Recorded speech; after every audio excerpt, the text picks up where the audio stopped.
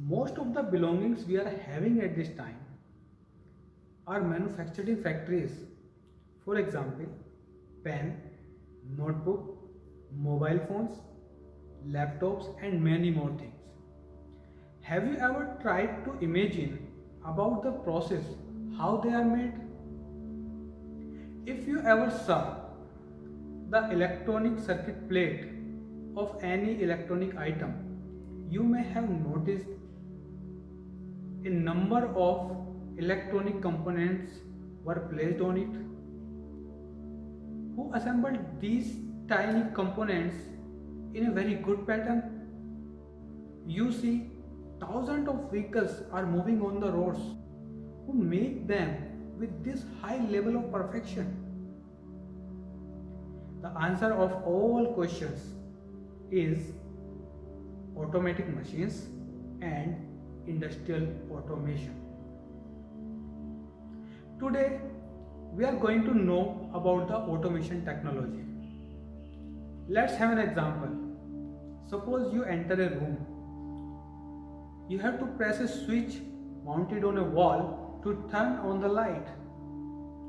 And when you leave the room, you have to press again that switch to turn off the light. Suppose a sensor is installed in place of switch to detect the human presence. Now if someone enters the room, it turns on the light automatically. When there is no one present in the room, it turns off the light automatically. This process is known as automation. When we automate the process and reduce human intervention to some extent, we apply this fundamental concept in industry too to make the process automatic. We use a number of actuators, sensors, and controllers to make the automatic machines and automated factories.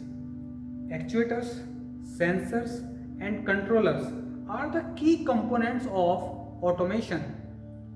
Actuators are the component responsible for all the motions in the factories. According to the power used, they can be categorized into the three groups. Number 1, electric actuators. Number 2, hydraulic actuators. Number 3, pneumatic actuators. The selection of actuators is done on the basis of many factors like load capacity, speed, and accuracy, etc. According to the types of motion they provide, they can be categorized into the two groups. Number 1, linear actuators.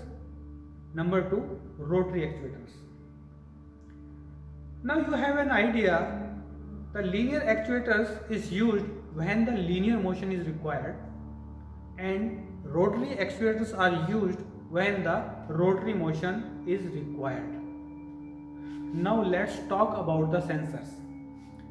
Sensors sense the change in physical quantity in the field and convert them into the electrical signal in the form of voltage, frequency, resistance, capacitance, etc.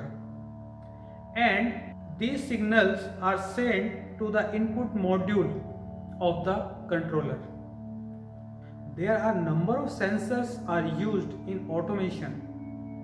For example, limit switches, reed switches, proximity sensors, color sensors, temperature sensors, and many more types of sensors. As far as controllers are concerned, a wide variety of controllers are available for every type of automation. A number of microcontroller chips, Arduino, Raspberry Pi, and PLCs.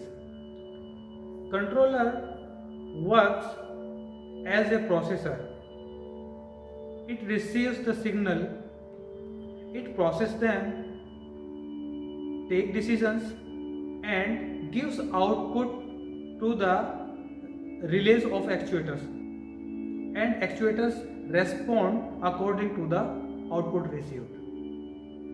It can be programmed as per the design process as many times as required. In automation, we learn about all these components, their application, their functioning, their limitation and advantages.